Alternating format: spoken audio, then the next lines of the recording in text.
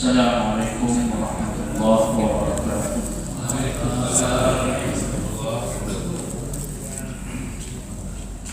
Innal hamdalillah nahmaduhu wa nasta'inuhu wa nastaghfiruh wa na'udzu billahi min shururi anfusina wa min sayyiati a'malina. May yahdihillahu fala mudilla lahu wa may yudlil fala hadiya lahu. Asyhadu an la ilaha illallah wahdahu la syarika lahu wa asyhadu anna Muhammadan 'abduhu wa rasuluh. Allahumma shalli wa sallim ala nabiyyina Muhammad wa ala alihi wa sahbihi wa man ihtada bi hadihi wastanna bi sunnatihi ila yaumiddin, amma ba'd. Hadirin kaum muslimin wal muslimat, jamaah maghrib yang dirahmati Allah Subhanahu wa taala. Insyaallah pada malam yang mulia ini kita kembali melanjutkan kajian Sirah Nabawiyah. Pada pertemuan yang lalu kita sudah membahas tentang akhlak atau perilaku orang-orang jahiliyah yang mungkin ini termasuk dalam hal-hal yang positif yang dimiliki oleh orang-orang masa jahiliyah sebelum Islam. Ada perilaku-perilaku jahiliyah yang keji sudah kita bahas, tapi di balik perilaku-perilaku keji itu ada juga tersimpan perilaku-perilaku yang mulia, sifat-sifat yang terpuji, potensi-potensi kebaikan pada orang-orang Arab jahiliyah.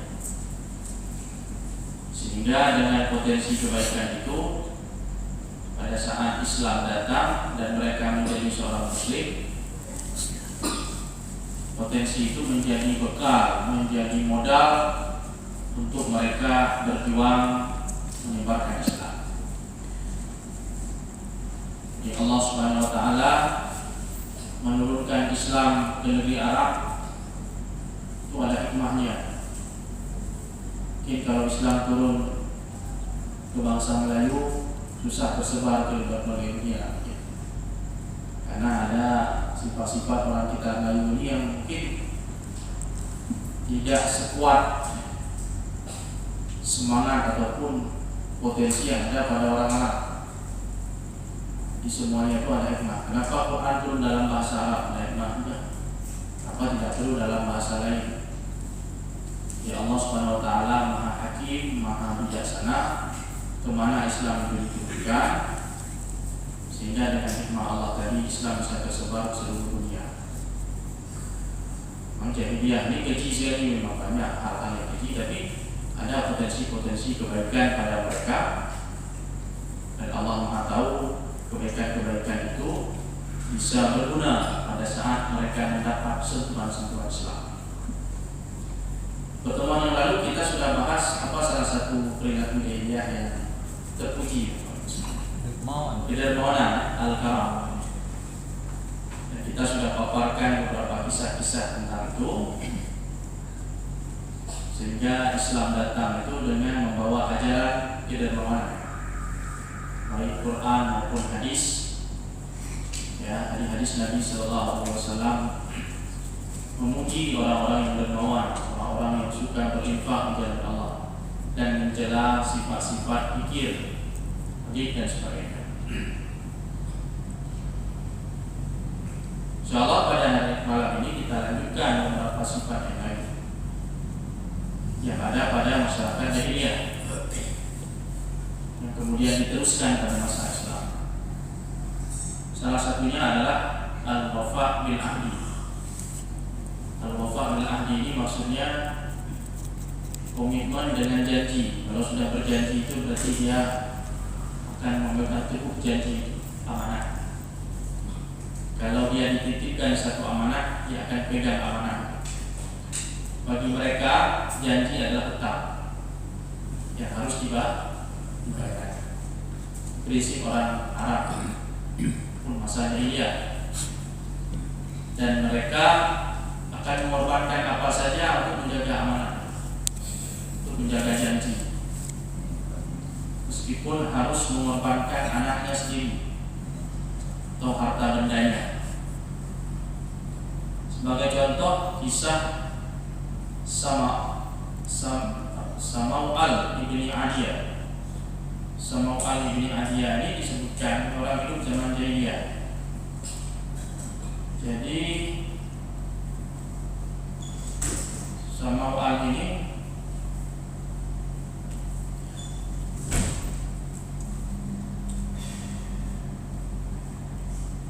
pernah dititip oleh Imrul Qais. Imrul Qais ini tokoh zaman jahiliyah yang dikenal dengan syair-syairnya.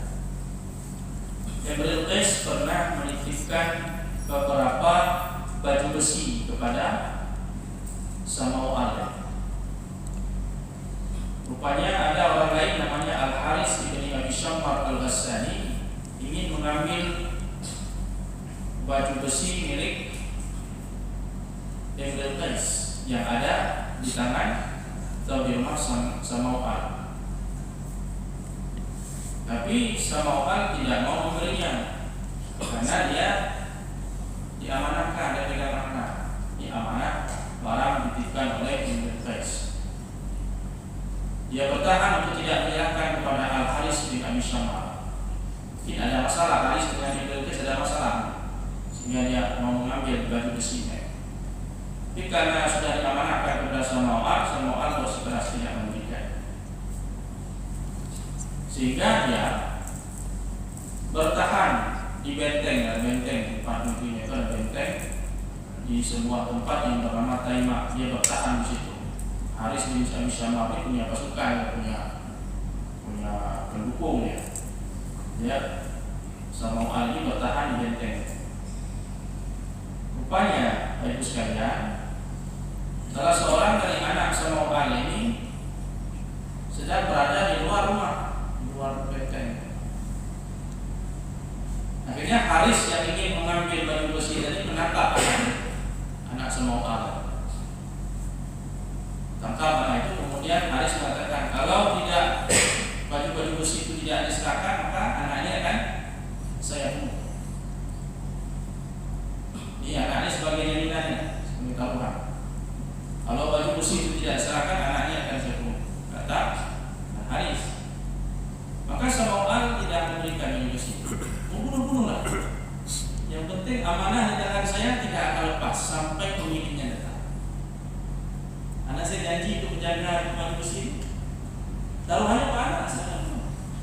Betul rupanya Pak. Ternyata Haris tadi mungkin sudah hilang apa akal sehatnya. Anak tadi pun dibunuh di depan mata sama tengok anak itu disembelih anaknya. Dia tidak mundur sedikit pun menyerahkan baju besi itu karena itu amanah. Nah, ini perlu reportnya dia. Anaknya disembelih depan mata, dia korbankan anaknya itu untuk menjaga amanah titipan orang, akan dia berlaku sampai pemiliknya datang. Maka kalau kita baca ini luar biasa, terheran-heran kita dibuatnya.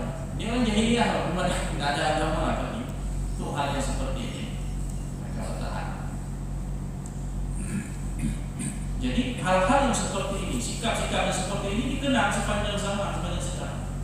Samau'al sudah meninggal ribuan tahun yang lalu, tapi kisah dia masih segar, orang masih ingat, menjadi semacam inspirasi bagi orang-orang yang datang setelahnya. Begitulah pentingnya sebuah amanah. Tidak mudah amanah itu disia-siakan.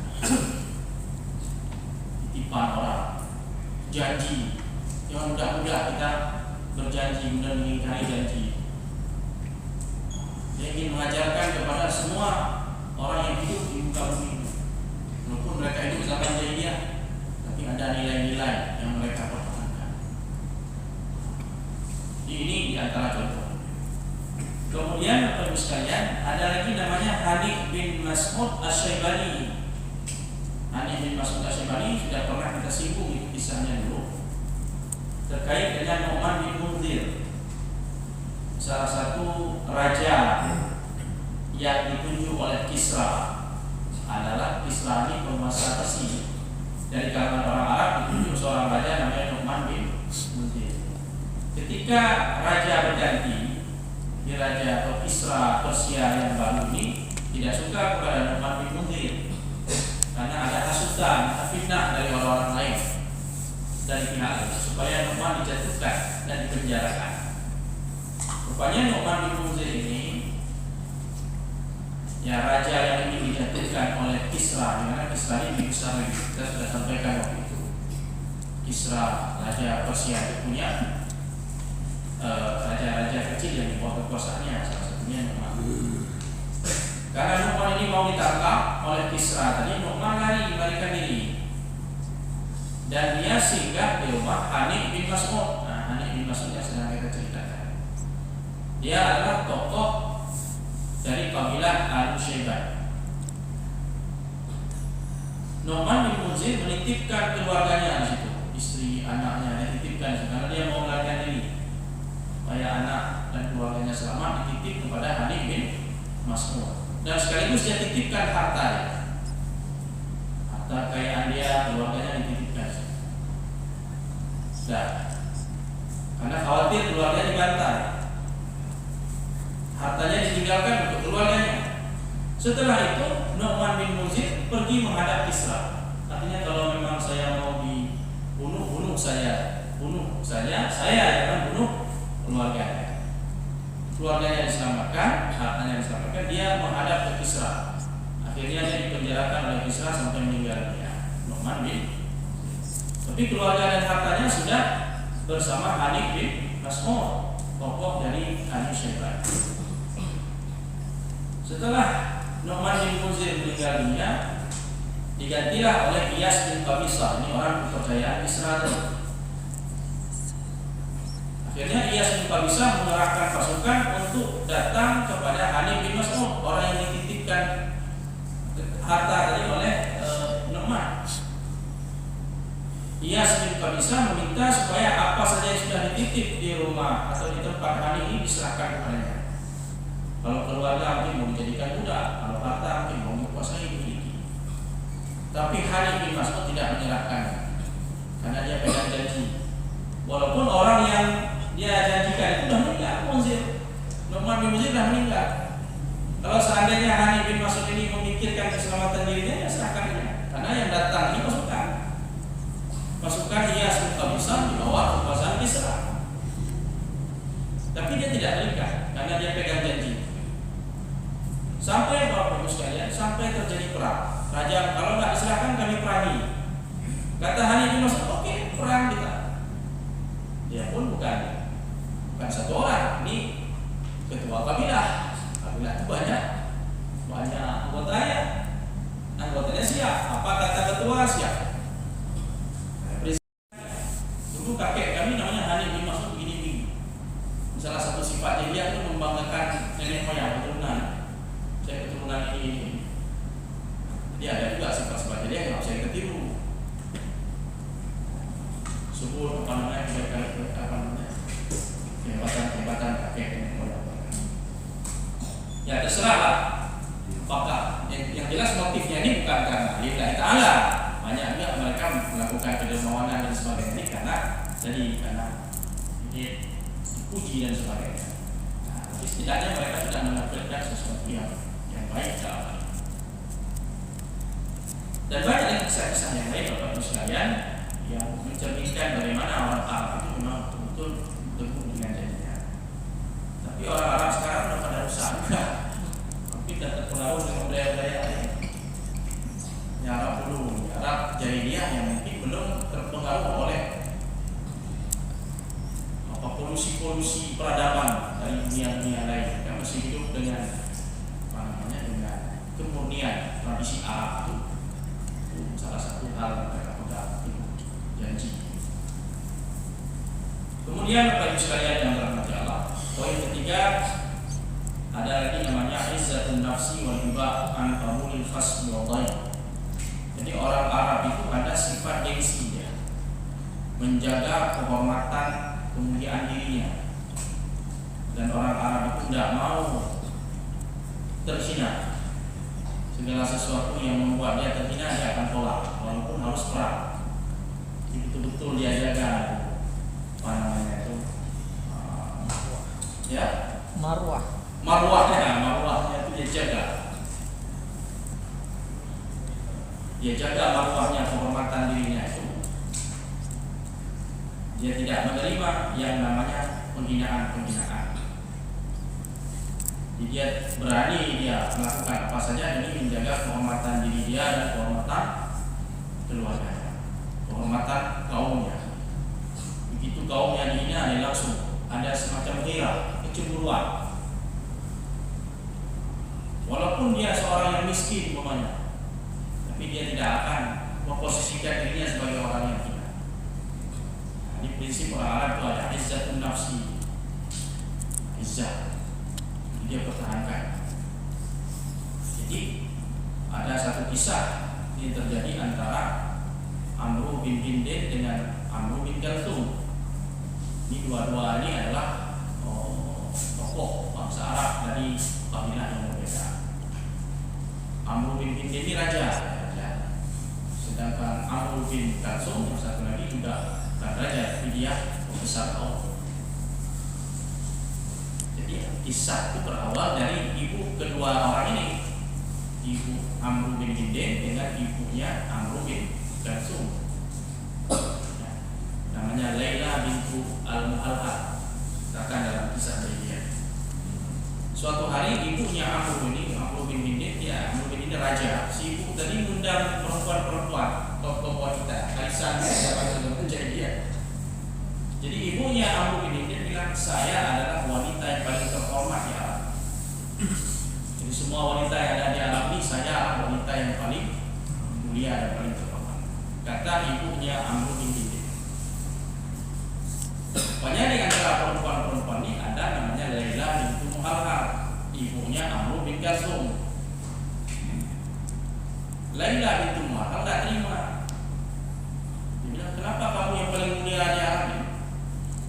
Kata perempuan tadi, ibu si raja tadi, dia bilang, karena suami saya raja, anak saya pun sekarang raja. Kata Laila, kalau mengandalkan raja, paman saya pun raja. Kata Laila, paman saya raja,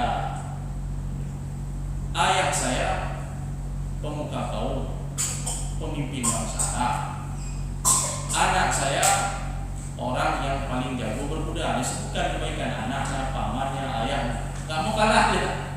Ini izzah tadi, izzatun nafsi tadi. Menjaga marwah, gak mau kalah.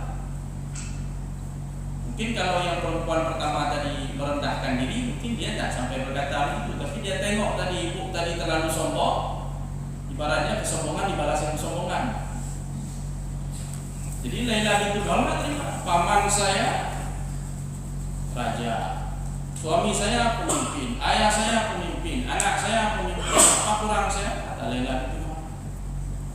Sehingga si ibu yang pertama tadi, ibu si raja tadi merasa, oh ini betul perempuan ini keras di kepala. Akhirnya dia buatlah satu semacam rencana. Dia bilang, saya akan hina ibu ini dalam sebuah jamuan. Saya akan menjadikan dia sebagai pembantu. Dia minta sama anaknya, karena anaknya raja, minta tolong undang siapa? Undang si Amr bin Kalthum untuk menghadiri jamuan kita. Ajak dia, undang juga mamanya. Karena si mama raja ini mau menjatuhkan martabat mama si Laila bintu Mu'allad. Undang anaknya, datang, karena diundang datang. Orang Arab juga ini soal undang-undangi mereka. Rasulullah dulu musuhnya banyak, tapi kalau musuhnya buat peduli, undang lagi datang. Undanglah si Amr bin Kalthum dengan ibunya tadi yang mau dihina oleh ibu mama si raja tadi. Jadi kebetulan di situ memang sudah disiapkan. Dia ingin memposisikan Laila bintu Mu'allad sebagai orang yang hina, seperti taruh makanan di semua meja. Kemudian ibu raja tadi bilang, wahai Laila bintu Mu'allad, tolong ambilkan makanan di meja itu, bawakan kemari. Jadi dia ingin memposisikan Laila ini seperti pembantu walaupun dia tamu ya. Akhirnya Laila ini merasa, oh ini memang sengaja buat ini supaya posisi saya bawa makanan ke hadapan Ibu Suri tadi. Posisinya seperti pembantu. Laila itu katakan, siapa yang perlu makanan ambil sendiri. Kata dia, litakum sahibul hajat ila hajati. Yang perlu makanan ambil sendiri. Pas suruh orang. Kata Laila itu, dia ngomong dengan nama raja. Nggak mau dia nyerah, nggak mau dia kalah sedikit. Akhirnya mama raja ini suruh ambilkan, tolong ambilkan makanan. Ambil sendiri. Berkali-kali dia sudah merasa terdesak ini Laila bintul Mu'allaq. Dia mengatakan satu kalimat, wa zullah. Wa zullah ini maksudnya macam seperti dia minta tolong kepada anaknya. Seakan-akan dia mengatakan, wahai anakku, ibumu sedang dihina, dijatuhkan kedudukannya. Amru bin Kalsum, maknanya Amru bin Kalsum sedang duduk dengan raja ini namanya Amru bin Hindi. Anaknya tahu apa ucapan ibunya, karena orang Arab ini dia pintar sekali. Kalau soal bahasa, mengerti bahasa itu hanya dengan satu kalimat, satu kata dia langsung ngerti apa maksudnya. Langsung dia paham perkataan ibunya itu, bahwa ibunya sedang dalam posisi dihina. Dia minta tolong sama anaknya. Di tempat dia duduk itu dengan raja itu, Amru bin Kalsum melihat ada pedang di atas dinding. Langsung dia bangkit berdiri, dia ambil pedang itu ditebas ke kepala siapa? Raja ini Amru bin Hindi, ditebas di situ. Udah ditebas apa hartanya diambil semua. Kerajaannya dirampas oleh si Amru bin Kalsum demi membela ibunya yang sedang dihina. Itu pulang. Jadi raja mati di rumahnya sendiri oleh Amru bin Hindi gara-gara dia mempertahankan kehormatan ibunya, kehormatan keluarga. Itulah Raja Hira. Raja Hira ini di bawah kekuasaan Romawi. Pergi dia meninggalkan negeri Hira bersama anggota kabilahnya, aman selamat. Raja udah mati di rumahnya sendiri. Jadi waktu itu yang terhina siapa sebenarnya? Amru bin Hindi bersama ibunya. Amru bin Kalsum langsung di situ ditebas kepala raja. Nah menurut dia gara-gara anaknya raja ini ibunya jadi sombong gitu, juga mau merendahkan keluarga dari Amru bin Kalsum. Itu zaman jahiliyah itu demi menjaga izzah. Jadi orang Arab ini kan kita baca kisah mereka luar biasa, gila kan. Makanya ketika masuk Islam itu betul sifat-sifat positif itu terbawa dalam Islam. Jadi sebenarnya sifat itu positif, tergantung kemana diarahkan. Kalau diarahkan ke zaman jahiliyah, ya macam tradisi jahiliyah. Tapi kalau dibawa dalam Islam, itu jadi positif. Positifnya apa? Seseorang kan ada dalam Quran itu. Innal izzata lillah wa li rasulihi wa lil mu'minin. Kemuliaan itu hanya milik Allah, milik Rasul dan orang-orang beriman.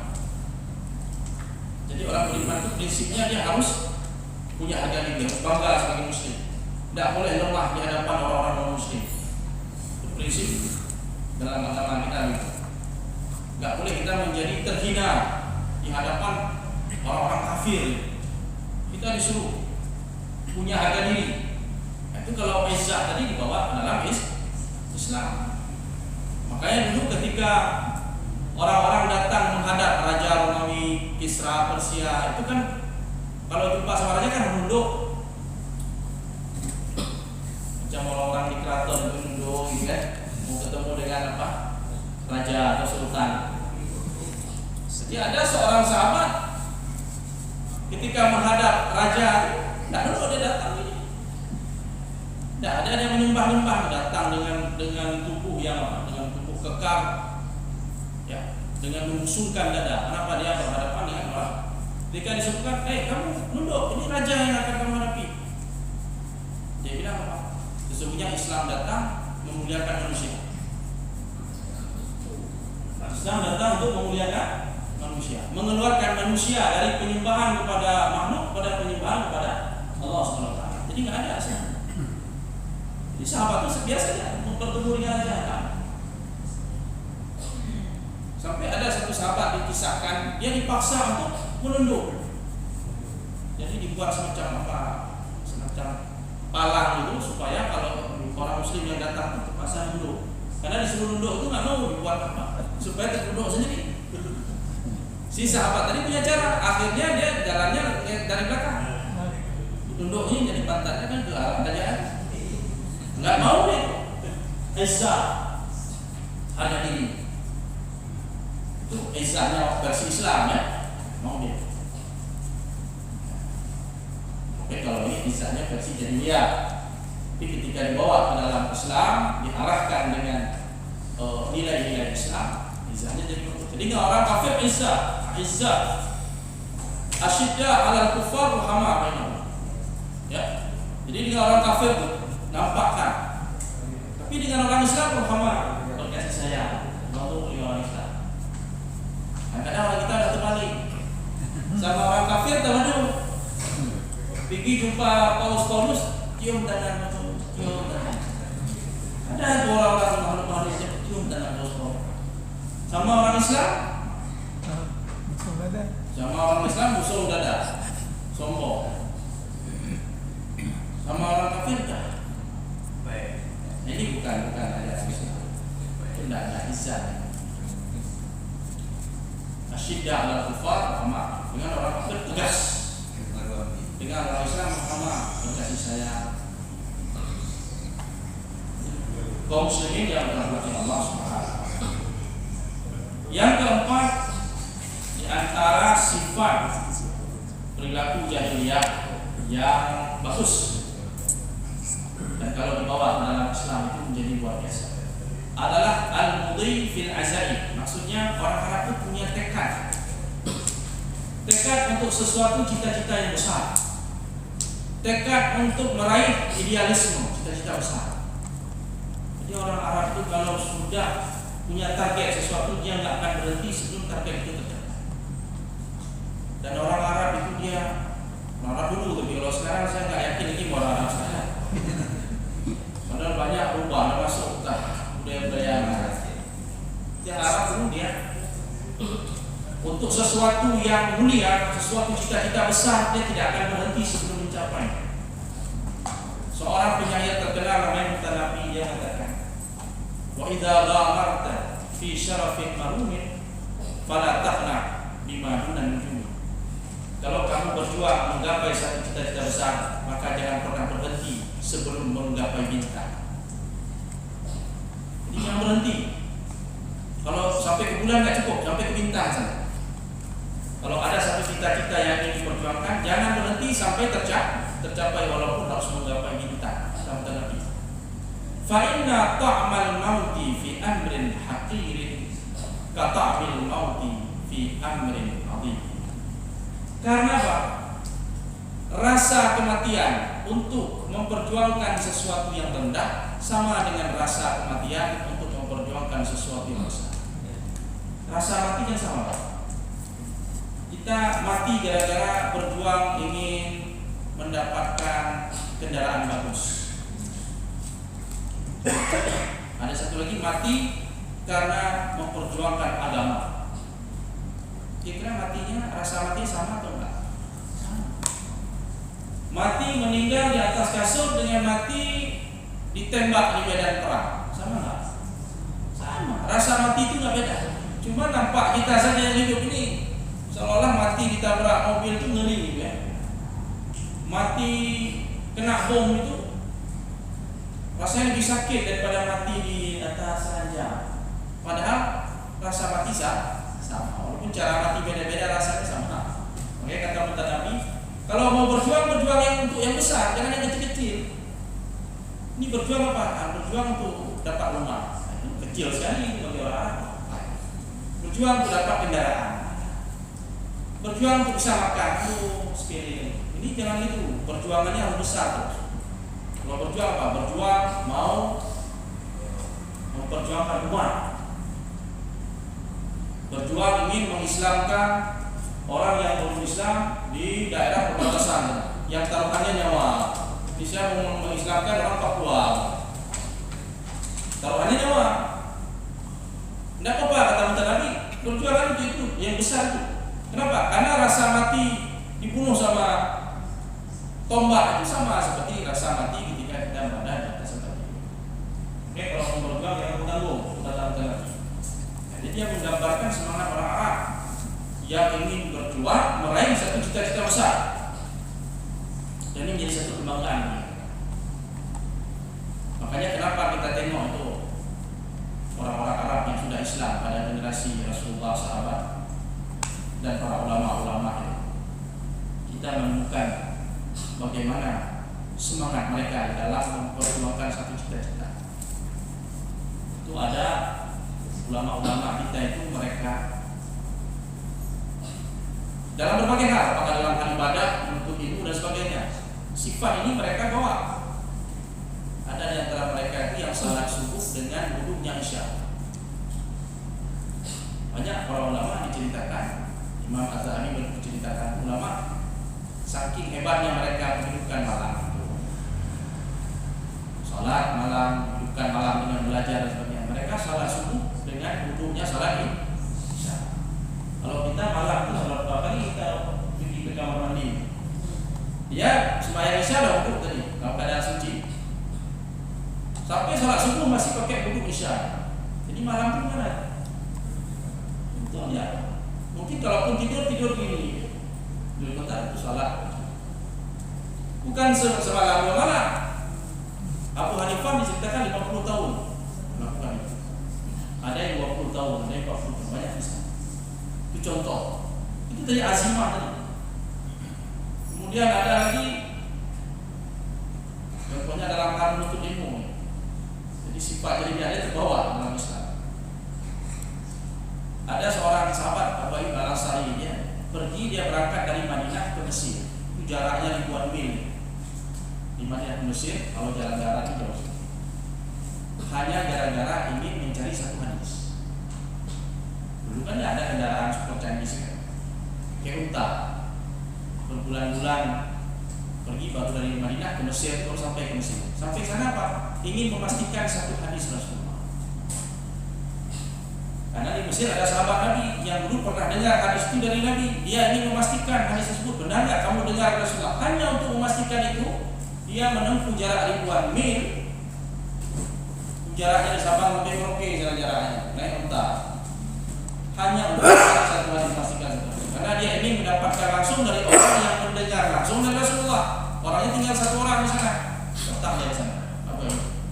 Setelah dia dengar, benar kamu dengar hadis Rasulullah? Iya benar, saya langsung dengar. Baik, kalau itu saya pamit mau pulang. Kalau kita kagak di Mesir, tanggung Mesir, nginap pulang berapa malam atau berapa pekan dulu, pergi piknik dulu. Jangan, itu hadisnya habis biaya semua untuk memastikan satu hadis Rasulullah. Nah ini gilaannya orang-orang. Maksudnya kalau udah semangat untuk mencari sesuatu itu nggak mundur. Walaupun habis harta ya. Makanya kenapa kita dengar Imam Bukhari menghafal 300-600 ribu hadis, Imam Ahmad menghafal 1 juta hadis. Kayak gitu. Apa itu katanya? Imam Ahmad menghafal 1 juta hadis siapa? Bukan hadisnya, sanad-sanadnya siapa? Kalau dia masuk WC, dia suruh anaknya, tolong kamu bacakan kitab hadis di samping kamar mandi di WC. Dia buang atau aja anaknya siapa?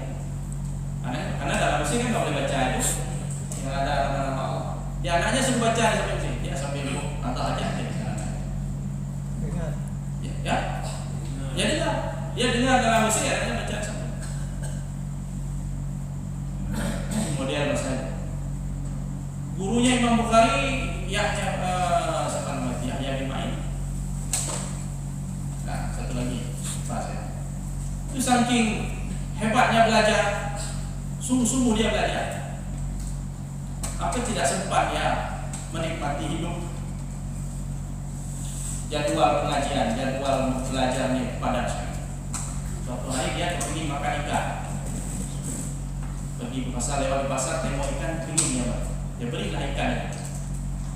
Ikan bawa pulang ke rumah. Sampai di rumah sudah tiba waktu belajar. Harus menghadiri majelis taklim. Pulang dari situ udah masuk jadwal ini, Malam pulang rumah tengok ikannya ada, sibuk sampai besok, sampai kata dalam sejarah sampai 2 hari ikan itu tidak dimasak. Akhirnya dia berpikir, ini kalau masak ikan ini, kita masak ini habis waktu nih, jadwal belajar sudah tidak. Akhirnya apa? Ikan itu dibersihkan, cuci bersih, kemudian langsung dimakan. Tidak dimasak, lagi dimakan. Boleh kan? Ikan dengan masakan boleh ya. Jadi makan ala Jepang gitu ya. Karena ikannya sudah mulai agak berubah. Akhirnya supaya ikannya tidak membazir, dia bersihkan langsung dia makan. Kenapa? Demi menjaga pengajian Ustaz. Kita sedang belajar dengan makan ikan, makan ayam penyet. Coba deh kita. Kadang-kadang kita baru sebentar belajar, udah kepingin teh, kepingin kopi. Udah buat teh, aduh nggak cocok teh aja, panas pisang goreng, padahal nggak cari lagi pisang goreng. Udah ada pisang goreng, oh mana anak oke. Akhirnya apa? Perut udah kenyang, waktu udah tersita, belajar nggak sampai lama. Ibnu Ma'in Yahya bin Ma'in kepingin makan ikan, tak sempat makan, sibuk. Begitulah Azimah ini. Dengan cerita itu luar biasa, terganggu kita. Itulah perjuangan. Makanya kenapa agama ini Allah muliakan dan ada orang-orang seperti itu. Mungkin kalau dikasih Islam sama orang Melayu, ya hilang hadis Nabi, jangan ada. Namun dia macam kita seperti itu, tabiat kita banyak ininya, santainya. Banyak orang tidak itu. Mungkin kenapa mereka hafal hadis, hafal Quran, ratusan juta, ratusan ribu hadis dia hafal. Itu dalam sebuah majelis ilmu disebutkan. Silakan nanti Bapak baca tulisan Abu Fattah Abu Huda tentang khidmat zaman indal ulama. Bagus sekali bukunya. Saya rasa sudah diterima. Pentingnya waktu bagi para ulama, sedangkan bagaimana manajemen waktu para ulama kita. Itu ada seorang ulama waktu dia belajar duduk di majelis, sedang mencetak dari bukunya dikte ilmu hadis namanya. Sedang catat-catat itu patah penanya, kalamnya. Penanya kan istilahnya apa dia kan? Kalam itu pakai tinta. Patah. Kita kalau patah atau habis tinta, apa yang kita lakukan? Pinjam sama kawan. Kalau kawan tidak ada, ya sudah kita nak catat. Atau mungkin kita minta izin cari pulpen baru, pena baru. Jadi orang tadi dia mikir, kalau saya beli lagi pena ini, pinjam ada yang kasih, masing-masing punya pena. Kalau saya beli lagi habis waktu, saya tidak akan beli. Dia bilang, siapa yang mau meminjamkan atau memberikan penanya? Dan dia jawab, semuanya punya pena sendiri-sendiri, masing-masing satu pena, tidak ada yang bisa dia kasih pinjam. Akhirnya dia cari gimana caranya dapat pena ini, sementara kita tidak perlu beranjak di tempat dulu. Saya lupa nama ulama. Oh kalau gitu, dia bilang di pengumuman, siapa yang mau menyerahkan pena seharga 1 dirham. 1 dirham itu sekitar 40.000 uang atau 50.000. Barangnya siapa kalau bahasa kita, siapa mau memberikan pulpen pilotnya harga 20.000. Setelah dia baca itu berterbangan pena ke arah dia. Yang tadinya nggak mau kasih pena karena harga pena dihargakan 50.000 1 dirham, akhirnya berterbangan pena ke tempatnya. Ya sudah, ambil pena itu dia tulis, lanjut lagi. Jadi dia tidak mau menghabiskan waktunya hanya untuk mencari pena. Dia cukup di situ saja, biar dia tidak ketinggalan pelajaran. Dia relakan uang untuk harga 1 pulpen pilot dengan harga 50.000. Jadi kalau kita nggak mau rugi, pulpen pilot 50.000, 3.000 dapat, 2.000 dapat. Tapi demi ilmu, demi waktu dia dapat. Nah, itu model orang dulu di sekarang. Sudah azan. Nanti kita sambung lagi. Banyak cerita-cerita menarik tentang orang Arab ini, Arab jahiliyah. Kenapa kita cerita ini supaya kita tahu nanti kenapa sahabat ini kok begini dia semangatnya dalam berjuang. Tadi karena memang warisan jahiliyah ini yang mempertahankan di dalam Islam. Rupanya semangat potensi kebaikan orang jahiliyah kalau dibawa ke dalam Islam dan agama ini luar biasa. Demikian Ibu sekalian yang berkata Allah, mudah-mudahan bermanfaat. Ada subhanallah wa bihamdika asyhadu an la ilaha illa anta astaghfiruka wa atubu ilaik. Assalamualaikum.